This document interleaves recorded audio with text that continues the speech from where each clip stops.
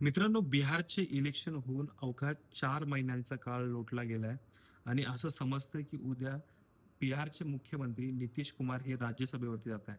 म्हणजे जेव्हा बिहार इलेक्शन सुरू होत्या, तेव्हा जनसुराज्य पक्षाचे प्रशांत किशोर हे कायमस्वरूपाने सांगत होते, की या राज्याचे पुढचे मुख्यमंत्री नितीश कुमार नसतील किंवा ते 5 वर्षासाठी नसतील आणि त्याच पद्धतीने कुठेतरी घटनाक्रम घडताना दिसतोय आणि उद्या नितीश कुमार हे पुन्हा ह्या आपल्या मुख्यमंत्री पदावरनं पायउतार होताना आपल्याला दिसतील आणि ते राज्यसभेवर जातील. मित्रांनो, गेल्या अनेक वर्षांपासून बिहारचे मुख्यमंत्री म्हणून नितीश कुमारांनी त्या ठिकाणी आपला सत्ता कायम बिहारमध्ये ठेवली होती.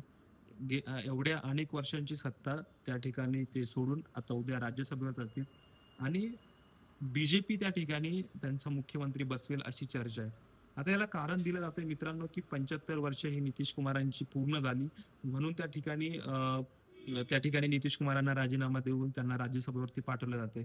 उद्या भाजपचे राष्ट्रीय अध्यक्ष जे नव्याने झाले ते त्या ठिकाणी उपस्थित असणार आहे. गृहमंत्री त्या ठिकाणी उपस्थित असणार आहे. म्हणजे अशा प्रकारे नितीश कुमार उद्या पायउतार होत आहे. पण जो 75 वर्षांचा नियम हा त्यांनी त्या ठिकाणी नितीश कुमारांना लावला. तोच भारताच्या पंतप्रधानांना बी लावणार आहे का?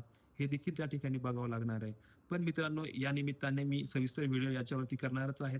पण नितीश कुमारांच्या ह्या आत्ताच्या जी नवीन राजकीय भूमिका त्यांची राज्यसभेच्या माध्यमातून असणार आहे, याकडे तुम्ही कसं बघता? कारण बिहारचं राजकारण हे देशाच्या राजकारणावरती खूप मोठा परिणाम करणारं असतं.